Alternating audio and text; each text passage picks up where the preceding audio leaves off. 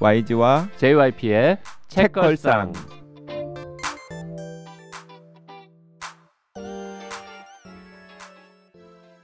책에 관한 걸쭉하고 상큼한 이야기. YG와 JYP의 책걸상이 찾아왔습니다. YG 강량구입니다. JYP 박재영입니다. 싸울게요 안 죽었으니까의 저자 김진주 작가 나와 있습니다. 어서 오십시오. 안녕하세요. 네. 그 우리가 이제 처음 봤는데 명함을 딱 주더라고요. 근데 명함에 이 무슨 영화죠? 그 엑스맨 아니고 그 무슨 맨 있잖아. 킹스맨. 킹스맨. 네. 갑자기 생각 안 나네. 맨 메이크 네. 매너스라고 커다랗게 적혀 있는 거를 줘서 이 뭐야? 이러고 이제 뒷면을 봤더니 대표 김진주라고 이제 적혀 있습니다. 이 뭔 대표예요? 일단 제가 지금 계획 중인 건데 범죄 피해와 관련해서 이 사회 교육 플랫폼을 만들려고 지금 기획 중에 있었어요. 그래가지고 이제 많은 전문가분들 만나서 얘기를 하다 보니까 이게 그냥 어떤 제도나 어떤 법적 조치만 취해서는 막을 수 있는 게 아니고 사실 이게 범죄 피해는 국회의원들도 당하잖아요. 그런 것처럼 이게 피해를 막을 수는 없거든요. 누가 뭐 점 찍을 수도 없고. 그러면 어떻게 잘 대응해야 되지가 답이더라고요. 그렇다 보니까 이거 관련해서 차라리 교육을 하는 게 더 필요하겠다. 그리고 지금 인력이나 예산이 한계가 있으니까 그 균등하게 균일하게 이게 대응을 하려면 사실 이게 온라인밖에 답이 없더라고요. 그래서 지금 피해자분들이 다 지역 구역 지원별로 다 천차만별의 대우를 받고 있거든요. 그렇다 보니까 이게 너무 복불복이고 투표 막 뽑듯이 뭔가 복불복에 지금 피해 회복을 하고 있지 않나 싶어서 그런 교육 플랫폼을 지금 기획 중에 있습니다. 그 교육이라는 게 피해를 당한 사람들한테 어떻게 하면 된다라고 알려주는 거예요? 아니면은 혹시 피해를 당할 수도 있는 세상의 모든 사람들한테 이런 일이 벌어지면은 이렇게 해야 됩니다라는 걸 알려주는 거예요? 둘 다? 둘 다인데요. 네. 근데 사실 이게 범죄 피해 완전한 회복은 결국 이 목표가 다시 사회에 복귀하는 거거든요. 그렇다 보니까 이게 범죄 피해자를 위한 플랫폼이라기보다는 결국 이게 사회로 다시 복귀하려면 자기 개발도 해야 되고 어떤 멘탈 관리도 해야 되고 하다 보니까 이게 그냥 결국 사회에 대한 이야기를 다 다루는 플랫폼이 되겠죠. 범죄 피해자가 주변에 있을 때 뭐 우리 가족이든 그쵸. 우리 회사 직원이든 그걸 알려주는 사람이 없잖아요. 어떻게 해야 되는지도 사실 우리 잘 모르잖아요. 모르죠. 그 범죄 피해 지원 단체는 이전에 따로 있는 게 있나요 혹시? 저는 뭐 지원을 못 받았는데 뭐 한국 여성의 전화나 아니면 범죄 피해자 뭐 전국 범죄 피해자 지원 센터도 있다고 하더라고요. 근데 뭐 이제 있는데 본인이 도움 받은 거는 전혀 없는 걸로. 네, 굳이 찾아야 있는. 그래서 그러면 이게 법인을 설립한다는 거죠? 계획 중에 있습니다. 그러면 이게 뭐가 되는 거죠? 비영리 법인이 NGO 뭐 이런 게 근데 되지 소셜 않을까요? 벤처 사업이라서 아마 그러면 영리도 네, 할 수 그쵸. 있는 그쵸. 그런 식으로. 이게 또 소셜 벤처 맞아. 요새 그런 게 있죠. 네. 그 이메일 주소가 이메일 주소 얘기해도 불러도 되는 거죠? 네. 911 돈 에스크 골뱅이 딜에 이렇게 나갑니다. 그러니까 이 911은 이제 그 119처럼 그렇죠. 미국에서 미국에서 번호죠. 쓰는 911이고 돈 에스크는 묻지마인데 네. 그래서 본인이 묻지마라고 하지 말고 이상동기 범죄라고 하라고 책에 여러 번 써놨더만 왜 이거는 돈 에스크라고 했어요? 그러니까 이게 묻지마 범죄는 묻지마라 뭐 이렇게 묻지마 범죄 자체는 이 용어가 안 맞는데 사실 이 어떤 사람에게 이 피해에 대해서 묻지 말고 퀘스천하지 말고 그리고 이 사건에 대해서 묻지 마라. buried 하지 말라. 약간 이런 약간 2차적인 이중적인 의미도 있습니다. 좀 뭘 하지 말라 그랬어요? 못 알아. 영어 썼잖아요. 요즘 못 알아들었어요. 혹시 알아들으셨나요? 못 알아들었어요. 그 묻지 말라. 벨이 예. 그러니까 땅에 묻지 말아라. 이 기억해라. 사건을 그냥 잊지 말라. 약간 이런 의미로 저도 약간 이게 뭐라 해야 될까요? 약간 반항심이 있어가지고 중의적인 표현이군요. 그렇죠. 묻지마 범죄를 쓰진 않아야 되는데 그냥 내가 이거 다시 재활용해 볼까 이렇게. 묻지마 범죄라는 용어는 잘못됐지만 여기서 말하는 돈 에스크는 피해자한테 너 어쩌다 그렇게 당했니 뭐 무슨 일을 당했니 이런 거 시콜콜 물어보는 거 하지 말라라는 뜻도 있고 그쵸. 하나의 메시지인 거죠. 이 사건이 세상 속으로 사람들의 기억 속에서 속에 사라지고 사라지는 것도 묻히지 않기를 묻히지 바라는 않기를 그런 바란다. 마음도 있고 오 똑똑한데 이게 원래 좀 디자이너긴 하지만 약간 이렇게 그 막 광고 네. 카피 뭐 이런 거랑 좀 관련이 있어서 그런지 네, 광고 PR 전공이었어서 그런지 감이 좋으시네요. 감이 좋네요. 그런 것 같기도 하고. 그 진주라는 이름을 택한 것도 사실 그 PR 전공자의 감각이 돋보이는 엿보이는 부분이었는데 왜 김진주가 됐는지도 좀 설명해 주시죠. 아, 그때 이게 제가 뭐 이렇게 딱 지은 건 아닌데 이게 얼룩소에서 하필 또 교정 때문에 한번 간적 있었는데 다른 작가님을 또 만났는데 제가 지금 원래 제 필명이 기적이었거든요. 기적이. 네, 네. 왜냐면 이제 기적이 일어날 때 네, 이렇게 네. 할 때 그 기적이를 썼었는데 이게 어감이 좀 이상한 거예요.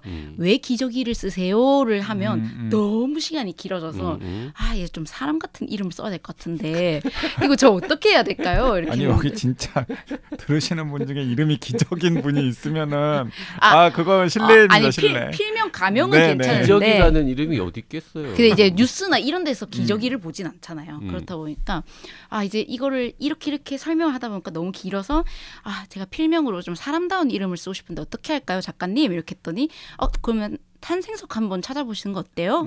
이래가지고 딱 6월이 일단 저는 다시 태어났다라고 생각을 해서 그때가 6월 4일이 제가 다리에 마비가 갑자기 풀린 날이었는데 그때부터 모든 게 시작됐다라고 생각을 하고 딱 찾아봤더니 진주고 진주 자체에 또 조개에 있는 체내에 이물질을 막기 위해 생긴 무기체 덩어리다 이러는데 저는 그게 너무 제 얘기 같은 거예요. 하필 또 이게 이물질이라고 하니까 이 가해자가 이 씨잖아요. 네. 그렇다 보니까 되게 좋다 이렇게 하고 이제 딱 그 고르게 된 거죠. 그거 원래 생일은 6월이 아닌가 봐요. 그쵸. 그 진주라서 다행입니다. 뭐 사파이어다 루비였으면 김루비 될 뻔도 했는데 좀 안 맞아. 좀 토속적인 이름을 좀 쓰고 싶어가지고. 그리고 그 루비나 사파이어 이런 거였으면은 다른 걸 또 찾아봤겠죠. 자, 그 지난 시간에 책 읽으면 뭐 진짜 드라마틱하게 다 나오긴 하지만은 결국에는 최종적으로 가해자가 지금 20년형을 살고 있단 말이에요. 네. 근데 1심 12년에서 8년이 더 늘어나게 된 건 순전히 그건 진주 작가님 덕분인 거잖아요. 그런 것 같아요. 네. 예, 부정하지 않네. 원래는 네. 좀 부정을 했었는데 네. 이렇게까지 버틴 덕분에 이렇게 바뀐 거다. 물론 이제 다른 분들의 많은 조력이 필요했지만 결국에는 내가 안 버텼으면 안 됐겠구나 라는 생각을 하다 보니까 요새는 이제 그런 것 같아요 이렇게 넘기는 편입니다. 그 얘기를 좀 해주시죠. 청취자분들 중에서 궁금하신 분들이 있을 것 같은데.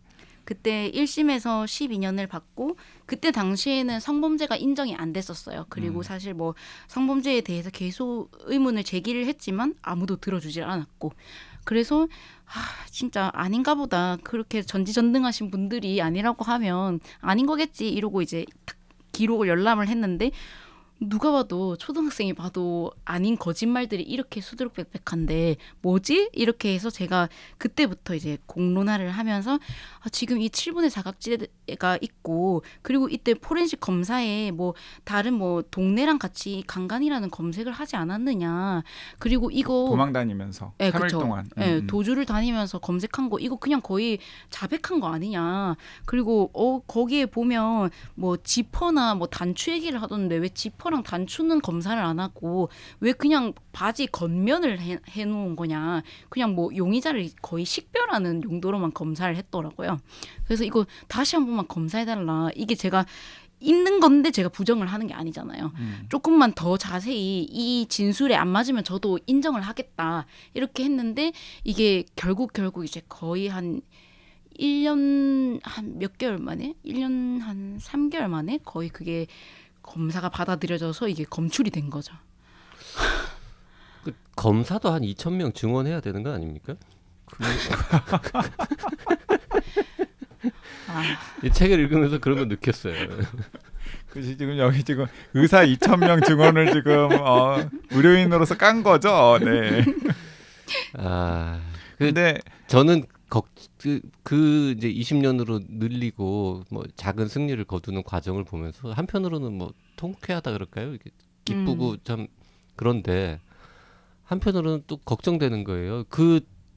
지금 그 나쁜 그 사람 거기 가 있는 얼마나 또 이를 갈면서 내가 어떻게든 너를 다시 복수하겠다고 또 이러고 있을 거 아닙니까? 그러니까 실제로 또 막 그런 협박을 많이 협박 편지 한다면서요. 받았다면서요. 그 교도소 수감자들이 이제 출소를 해서 저한테 제보 DM을 보내는 거예요. 아니 근데 그 교도소 수감자들도 참 저는 그러니까 이게- 신기한 문화라는 생각이 들었어요. 그쵸. 웬만하면 밀고를 안 하거든요. 근데 그 피해자를 찾아가지고 그럼 DM을 보내는 거잖아요. 그쵸. 근데 그 DM을 보낸 책에 나옵니다만 그 교도소 동기 그 사람이 그 가해자 편이 아닌 것 같은. 네, 그쵸. 그러니까 그 어쨌든 뭐 교도소 같은 교도소에 있을 정도의 죄를 저지르긴 했지만 자기들이 보기에도 너무 좀 그 사람이 너무 나쁜 너무 사람이. 한심하기도 열받았던 하고 거죠. 나쁘기도 하고 열받는. 보통은 이제 네. 자기가 새 삶을 살아야겠다 이런 식으로 이렇게 그냥 이제 출소하면 그런 마음가짐을 가지는데 얼마나 안에서 지독하게 괴롭히고 사람들을 그랬으면 이 사람들이 나와서까지 피해자를 찾아올까. 그리고 이제 그 재소자들이 있는 데서 거의 이제 허위 진술들을 했던 거죠. 난 그런 적이 없다. 뭐 그렇게 한 적이 없다. 지금 피해자 년이 약간 공론화를 해서 이게 더 커졌다. 이거 3, 4년 받을 거였는데 괜히 이렇게 됐다. 얘 때문이다. 이런 식으로 이제 저를 이렇게 모함을 했는데 다른 다른 재소자분들이 이제 나와가지고 보니까 완전 아닌 거죠. 그렇다 보니까 갑자기 거기서 이제 죄책감이 느껴지면서 저한테 연락이 오시는 거예요, 다들. 그래서 이게 뭔가 정말 그 자체도 너무 기구한 거예요. 어떻게 재소자들이 출소해가지고 나한테 제보를 하고 그게 결국 지금 보복재판으로 넘어가서 지금도 아직 진행 중이거든요. 그렇다 보니까 이게 모든 과정들이 왜 이렇게 험난할까. 그래서 보복 재판으로 넘어갔다는 건 무슨 말입니까? 그게 이제 가해자의 재소자들이 이렇게 보복 이런 그 발언을 하고 있다 이렇게 증언을 해주셔가지고 그게 결국 보복 재판으로까지 이게 넘겨졌어요. 그건 또 형사 재판이 지금 그쵸. 진행 중입니다. 죄가 추가된다는 거죠. 그렇죠. 그러면 형량이 늘어날 수 있겠네요. 그렇죠. 근데 이게 제가 봤을 때 결국 1심에서도 12년이었고 제가 알려고 하지 않았더라면 뭐 사실 뭐 12년으로 끝났을 수도 있겠죠. 근데 과연 제가 얻은 게 뭐가 있나. 굳이 이 8년 연장하자고 한 것 치고는 너무 많은 것들을 포기한 것 그러니까 같아요. 8년은 성범죄가 가중처벌 되어가지고 그쵸. 이제 덧붙여서 20년이 된 거죠. 근데 거기에서 이제 협박 이런 것까지 더 가중되면은 좀 더 길어질 수는 있겠네요. 그렇죠. 근데 이게 무슨 소용일까? 그 가해자가 하는 발언들 중에 보면 얘 때문에 그랬다. 얘가 공론화 시켜서 그렇다. 이랬는데 저희가 1심 때는 공론화가 안 됐었어요. 근데 이게 완벽하게 허위 주장이긴 한데 그래도 뭔가 이 사람이 내가 이렇게 겨우겨우 이렇게 막 알아내고 막 얘기하고 이런 것들에 의해서 이 분노를 표출한 거잖아요. 그렇다 보니까 이게 국가가 나를 방치하고 가해했다라는 생각이 들 수밖에 없는 거죠. 왜 이 상황을 만들게 하는 걸까? 너무 사실 제 일만 생각했으면 너무 분노에 차서 이민을 가고 싶을 정도로. 근데 그래도 다른 분들이 이런 일을 겪지 않았으면 하니까 제가 그냥 버티고 있는 거죠. 그러니까 사실 국가가 했어야 할 일을 어쩔 수 없이 그냥 대신한 것뿐인데 그것 때문에 또 이제 가해자에게 안갚음을 당할 수 있는 그렇죠. 위협을 받는 상황이 된 게 너무나 또 기가 막힐 수도 있겠는데 그리고 우리가 아까 이제 뭐 작은 승리라는 표현을 했는데 그 의미는 가해자를 20년형을 맞게 했다에 끝나는 게 아니라 실제로 이미 지금 뭐가 조금씩 바뀌고 있어요. 그렇죠. 진주 씨의 노력 때문에. 그렇죠. 네. 그 얘기를 좀 해주시죠. 그리고 국회 가서 막 증언도 하고 막 그 법무부 장관하고 막 당시 그 법무부 장관하고 막 이메일인가 막 전화 통화하고 주고받고 이러면서 막 이것저것 하는 바람에 뭐가 어떻게 달라진 겁니까 지금?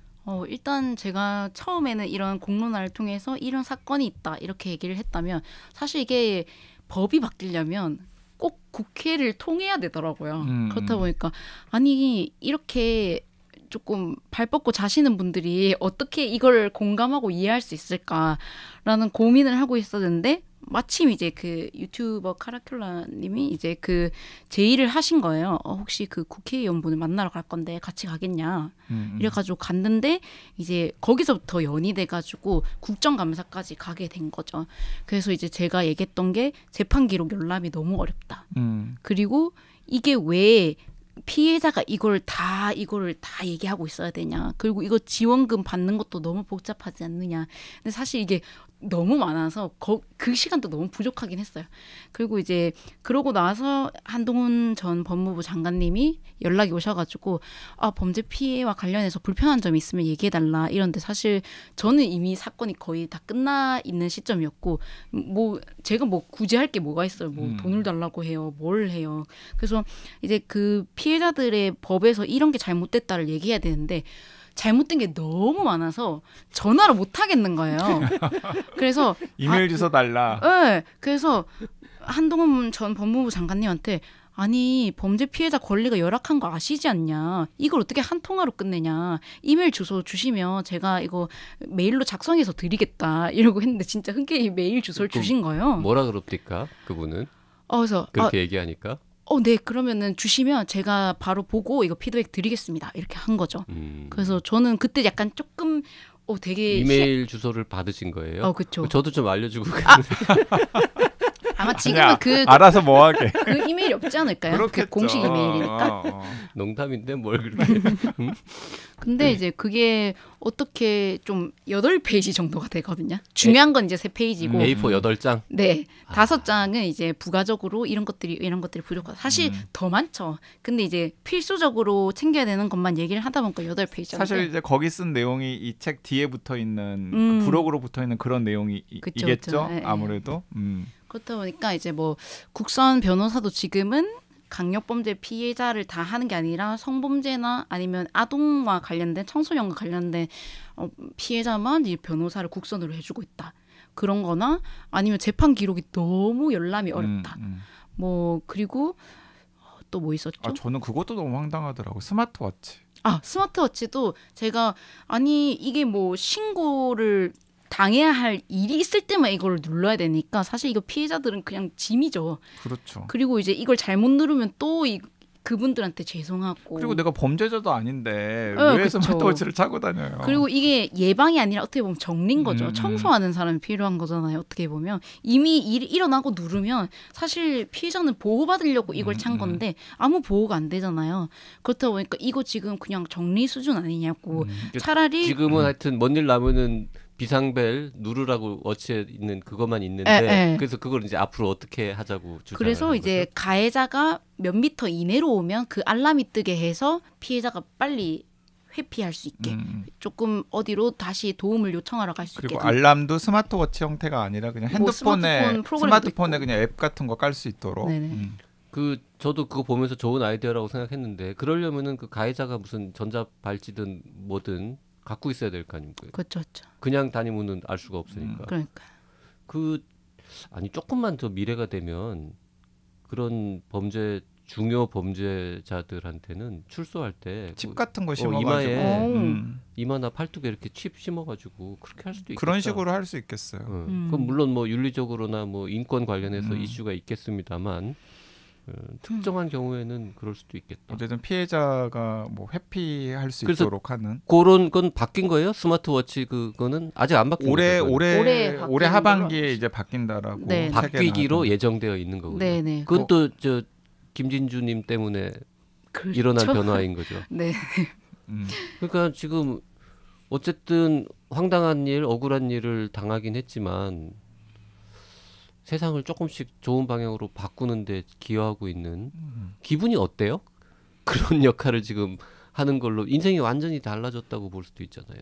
근데 저는 그 법들이 바뀔 때마다 되게 다행이다라는 생각도 들면서 이게 여전히 아직까지도 안 바뀌었다는 게 진짜 음. 너무 이상한 거예요. 지금 2024년도고 초혁신 시대, 뭐 인공지능 시대 이러고 있는데 피해자와 관련된 시스템은 다 오프라인으로 하고 다 서류 접수를 하러 가야 되고 다 그 직원들 만나야 되고 이런 아날로그적인 나 이거 글 써야겠다. 음. 허락해 주세요.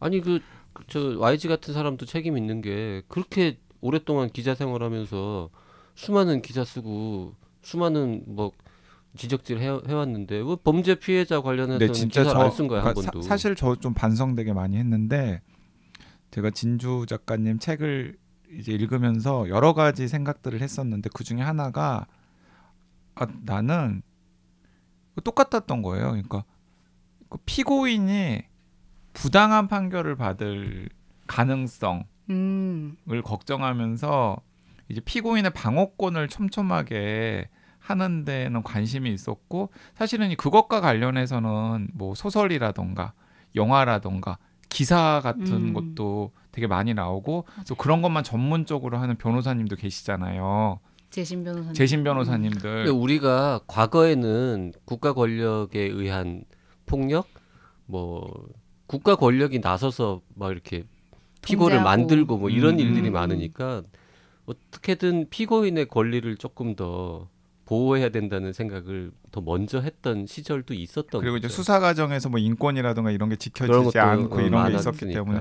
근데 진주 작가님 책을 읽으면서 그런데 정작 내가 사실 그 가해자가 될 가능성보다는 피해자가 될 가능성이 훨씬 더 많잖아요. 가능성만 놓고 보면 뭐 아무래도 사바사 아닙니까? 아니 그 가해자가 될 가능성이 많은 사람도 있을 거. 그 표정은 뭡니까? 아니 그리고 저도 막 골목길 같은 데 잘 안 다니거든요. 왜냐하면 언제든 골목길에서 내가 해코지를 당할 수 있다라는 그런 공포감 같은 게 조금 깔려 있기 실제로 때문에 저 기자 일하면서 그런 해코지 내지는 협박 같은 거를 많이 당해봤으니까 YG. 예, 그래서 뭐 나도 잠재적인 범죄 피해자가 될 수 있는데도 나는 왜 이렇게 범죄 피해자의 권리라든가 범죄 피해자의 인권이라든가 범죄 피해자 보호에는 관심이 없었을까 이런 반성을 좀 했어요. 실제로 책을 읽으면서. 근데 좀 특징이 있죠. 범죄 피해자분들이 직접 얘기할 수가 없는 상황이다 보니까 사실 그걸 얘기를 해야 누가 들어주는데 거의 대부분 그런 상황이 안 되다 보니까 제가 좀 별난 상황인 거죠. 그 지금 2년 지났습니다. 2년 동안 뭐 많이 싸웠는데 성과도 있었고 그런 거를 떠나서 본인의 일상은 많이 회복이 됐습니까 이제? 트라우마 같은 건 어때요? 저는 굉장히 많이 회복이 됐고 거의 대부분 공론화가 되고 나서부터 굉장히 급속도로 회복이 빨리 됐어요. 이제 뭐 많은 분들이 그걸 계속 얘기하면 좀 힘들지 않냐 이렇게 얘기를 하는데 오히려 좀 정면으로 이렇게 돌파를 하니까 되게 아무렇지 않게 되는 거예요. 이게 오히려 되려 숨고 무섭고 이렇게 회피하려고 했을 때는 막 가상의 막 주인공을 만들어가지고 이 사람이 이렇게 생겼을 거다, 뭐 이런 사람이 이렇게 행동할 거다 이렇게 소설을 썼었는데 지금은 그 사람의 모든 정확한 얘기를 아니까 더 이상 이제 두렵지가 않은 거죠. 그리고 이 세상에 되게 좋은 사람들도 많다라는 걸 느끼고 나서부터 내가 너무 그렇게 느끼지 않아도 되겠구나. 그거를 되게 많이 느꼈어요. 그래서 공론화를 하고 나서부터죠. 급격하게 좋아져가지고. 근데 한편으로는 아무 일 없었던 것처럼 사건 전의 일상으로 돌아가고 싶은 그런 욕심 같은 것도 있지 않아요? 사실 그러기가 어렵겠지만. 조금은 있죠. 근데 저는 사실 과거를 잘 생각하는 편은 아니라 가지고 미래를 더 어떻게 근사하게 바꾸지를 좀 생각하다 보니까 20년 뒤에 죽는다? 뭐 건강할 때 이런 시한부 인생 나쁘지 않은데? 약간 그럼 좀 재밌게 더 살아봐야겠다. 더 가치 있게 쫓아봐야겠다. 그게 이제 20년 후에 죽는다라는 건 이제 그 가해자가 20년 후에 나오게 되면은 나에게 위해를 가할 가능성을 생각하면서 그런 일이 일어나서는 안 되겠죠. 안 되겠죠. 근데 네. 뭐 저는 일단은 그렇게 만약에 지금 이 상황대로 계속 사법 체계가 간다면 그렇게 될 가능성이 높다라고 생각을 하고 그리고 제가 유언장도 써놨거든요. 이호진 기자님한테 제가 자연사 하면 괜찮은데 보복 범죄가 일어나면 꼭 이거를 발표를 해달라. 그러니까 그 기자님 20년 뒤에까지 살아있어라. 기자 하셔라. 이렇게 하고 이제 전해드렸죠. 그게 더 어려울 것 같아요. 이호진 기자님은 몇 년 차 기자입니까? 저 그게 잘 모르겠습니다. 20년 후까지 기자 네, 나이에 따라서 못할 수도 있는데 네. 그 조금 이제 재미삼아 여쭤볼게요. 그 이제 판권 얘기가 나오잖아요. 그거 생각해봤을 것 같은데 내 역할을 어느 배우가 해줬으면 좋겠다 뭐 이런 거 혹시 해봤습니까? 약간 해보겠죠. 안 해봤을 리가 없죠. 아 괜찮아요. 괜찮아요. 뭐 네. 누구 떠올랐어요? 근데 여러 명 떠올리긴 했는데 네, 여러 명 얘기하면 얘기해봐도 돼요. 네. 청취자분들이 좋아할 거예요. 네. 근데 가장 생각났던 거 아무래도 김고은님이 조금 생각났어요. 김고은 씨. 근데 살짝 이미지도 있어요. 그렇지 않아요? 오케이. 제가 치즈 어울려요. 인더 트랩도 되게 자주 봤었는데 약간 그런 느낌이었지 않나. 그래서 뭔가 좀 또, 잘 또. 하실 것 같다. 또. 박다미님. 박담이. 담이? 네네. 그 마녀. 누구죠? 저 김담이 아니에요? 김담이. 이 양반들이 지금 김담이 네, 알아요. 네, 거기도 어울려요. 저는 무쌍인 분들이 좋은가 봐요. 김고은 두 분 다 무쌍입니까? 네. 약간 속상은 있으신데. 그 김다미님이 저기죠. 그의 우리는 이태원 클라스 이런 데 나오신 분 맞아요. 맞죠? 약간 다 투쟁의 힘이네요. 약간 역할들이. 아니 그 일단 그 캐릭터에도 어울릴 뿐더러 김진주 작가의 이미지하고도 뭔지 모르게 통하는 것 같아요. 그러니까 그 방금 그런 두 분 느낌? 말씀하셨는데 살짝 있어요. 네, 음. 살짝 있어요. 네네. 또 있어요? 아니요, 없습니다. 그렇게 두 명? 두 명 중에 한 명으로 해야겠네. 그 계약서에 써요. 판권 팔 때 이 두 명 중에 한 한 명이 명으로. 내 역할 안 하면 안 판다. 그리고 저는 두 분 다 그 여건만 된다면 네. 흔쾌히 또 욕심 낼 것 같은데요. 소재가 그 지금 이제 회복은 많이 됐다고 했는데 앞으로 범죄 피해자 방송하니까 막 사이렌 울리고 녹음실에 방음 장치가 제대로 안 돼 있다는 거를 지금 들켰네요. 네. 그 이제 NGO 아니 그 소셜 벤처도 만들고 그 앞으로 이제 어디까지 가볼 거예요? 근데 그 와중에 또 재택근무지만 정규직으로 직장도 새로 구하기는 했습니다만. 아니 그리고 저는 그래서 그 아까 중간에 쉬는 시간에도 잠깐 이야기했지만 책에서 후원금 같은 거 제안이 왔을 때 단호하게 거절했다라는 거 나왔는데 이게 활동하려면 돈이 들어요. 그래서 물론 막 그 여러 가지를 따져보고서 후원금을 받아야겠지만은 검은 돈이나 정말 누가 봐도 불순한 의도가 있는 돈만 아니면 그럼 받아서 쓰세요. 저희 그 여기 있는 JYP가 YG보다 몇 년 선배거든요. 근데 이거 JYP가 YG한테 했던 인생 조언 중에 하나가 이거였나요? 누가 돈 준다고 할 때 거절하는 거 아니다. 그건 이제 그 어떤 분이 주는지 제가 알고 있었기 때문에 얘기한 거고요. 거절해야 될 돈도 물론 있죠. 네. 근데 소셜 벤처는 후원금 같은 건 못 받지 않습니까? 모르겠어요. 지금 아직 그 기초 상태다 보니까 아직 초기 상태라서 그런 거는 잘 모르겠지만 그래도 많은 범죄 피해자분들이 구제할 수 있는 방안으로 가장 생각을 하겠죠. 무슨 프로젝트 펀딩 같은 걸 좀 해야겠다. 그런 것도 재밌을 것 같아요. 아니 세상에 뭐 이상한 사람들도 뭐 이상한 명목으로 엄청 돈 많이 모으고 막 그쵸. 하잖아요. 뭐 하루에 뭐 얼마씩 걷는 사람도 있고. 일단 저 책이라도 좀 사줍시다 우리 청취자분들. 네. 그 아까 우리가 저 재밌다고 했다가 약간 이상하지 않냐라고 했는데 실제로 책이 재밌어요. 되게 날것이지 않아요? 잘 읽히고 그리고 느끼는 바도 많고 여러 가지 생각할 거리도 주고 또 뜻밖의 실용적인 팁 같은 것들도 있고 그래서 저는 챙겨서 읽어보면 좋겠고 우리 그 얘기도 끝나기 전에 해야겠다. 원래 이 싸울게요 안 죽었으니까를 처음 책걸상에서도 방송을 해보면 좋겠다라고 제안을 해주신 분은 곽아람 기자님. 네, 그렇죠. 네, 조선일보의 곽아람 기자님이었어요. 곽아람 기자가 저번에 여기 출연할 때 그 직전에 김진주 작가를 인터뷰를 하고 바로 여기로 넘어왔었거든요. 네. 그래서 이제 우리 숨 돌리면서 뭐 그때 좀 늦게 왔어요.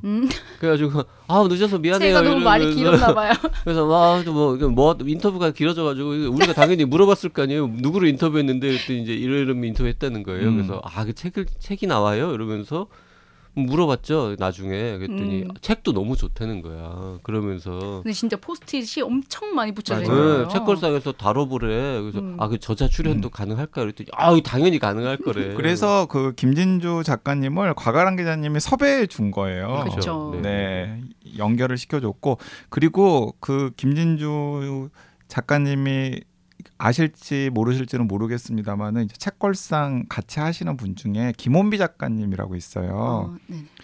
되게 유명 작가님이거든요. 책도 많이 파는 그 김원비 작가님이 또 우리한테 혹시 YG랑 JYP는 김진주님이 쓰신 싸울게요 안 죽었으니까 같은 책에는 관심 없나요? 그거 방송했으면 좋겠는데. 곽아람 기자와 무관하게. 그래서 그렇지 않아도 우리가 이미 섭외해서 출연이 예정되어 있다 그래서 약간 JYP랑 YG 우리 둘이 약간 으쓱? 약간 간 미쳤다. 약간 이런. 그래서 그 김원비 작가도 니네 제법 한다 이런 느낌이에요. 그런 그러니까, 책도 하고. 그러니까 대체로 좀 우리들을 좀 약간 실망하는데. 근데 뭐 이게 사실 뭐 범죄 피해자의 이야기로만 생각하시는 분들이 있을까봐 저는 오히려 이 어떤 한 사람이 죽음을 앞두고 있다면 도대체 무엇을 쫓을까에 대한 책이기도 하거든요. 그래서 이게 과연 이 범죄 피해의 대응 방법을 보기 위해서만 보는 게 아니라 약간 조금 삶이 조금 무료하고 내가 이제 도대체 이제 뭘 해야 되지라는 생각이 들었을 때 대리로 약간 느껴보시면 조금 느끼시는 점들이 있지 않을까라는 생각도 들었어요. 네. 참 어쨌든 인생에서 없었으면 좋았을 일을 겪기는 했으나 그런 일을 겪은 다른 사람들처럼 뭔가 그거에 대해서 오랫동안 사로잡혀 있고 시달리고 막 점점 나빠지고 이러지 않고 뭐 그냥 개인적으로든 사회적으로든 이거를 회복을 넘어서 더 앞으로 나아가는 쪽으로 지금 움직이고 있는 그런 분을 만나니까 참 다행이다 싶기도 하고 20대 때 나는 저런 에너지가 없었던 것 같은데 이런 생각도 들고. 근데 저는 고백하자면 그 네이트판에서 화제가 된 그 12년 후 그 글을 읽고 또 그 글을 막 소개한 기사들 읽으면서 사실 저는 약간 그때는 이제 진주 작가님 개인적으로 이제 전혀 접점이 없었던 때였으니까 이분은 또 어쩌려고 이러시나. 왜냐하면 제가 생각하는 그 범죄 피해에 대한 바른 방법은 빨리 그냥 일상으로 돌아가서 그냥 자기가 원래 쫓던 꿈 같은 것들을 쫓으면서 좀 살아가는 게 새로운 약간 그 가해자를 이기는 방법이라는 생각을 그때까지는 하고 있었거든요. 그래서 이 책을 읽으면서는 좀 약간 또 다른 각도에서 여러 가지 생각들을 하게 되었어요. 아니 왜 복수의 아이콘인 YG가 그런 생각을 하고 있어요? 왜냐하면 제일 좋은 거는 갚아주는 거 아니야? 10배로? 그런데 그게 너무 힘들잖아요. 내가 그걸 해보니까 힘들다라는 거 알고 있기 때문에. 네. 우리 YG는 영화처럼 그 누구를 그 같은 교도소에 잠입시켜가지고 가서 해코지 할 만한 사람이었는데 원래. 네. 한 사람은 나이를 먹고 보니까. 아이고 이번 주에는 싸울게요 안 죽었으니까라는 뭐라고 규정해야 될지 모르겠어요. 좋은 책, 근사한 책, 의미 있는 책. 네.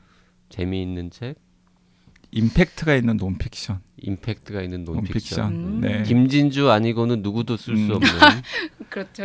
장르가 김진주인 어? 아주 독특한 논픽션 책을 다뤄봤고요. 사실 처음에 녹음 시작하기 전에 아주 약간의 걱정도 했어요. 과가람 기자한테 되게 말씀도 잘하시고 밝고 당연히 즐겁게 방송할 거다라는 얘기를 했지만 또 우리가 이제 약간 어두운 느낌의 이야기도 해야 되는데 약간 불편하게 만들지 않을까? 그리고 또 이 아저씨들이 또 헛소리하고 우리가 또 뭘 잘못해가지고는 그러지 않을까? 뭐 이런 걱정을 했는데 잘 얘기해 주셔서 고맙습니다. 네. 네, 오늘 또 부산에서 이 방송 때문에 올라오셔가지고 사실 그것만으로도 너무 감사한 일이잖아요. 그러게요. 네. 네. 올라온 김에 딴 스케줄, 좀 서울 스케줄 몇 개 잡긴 하셨더라고요. 아 그렇죠. 예, 지방에 사는 사람은 한 번에 다 하고 가야. 네, 네, 네. 그래서 이제 질리도록 이제 서울을 맞이하고 가야 됩니다. 네.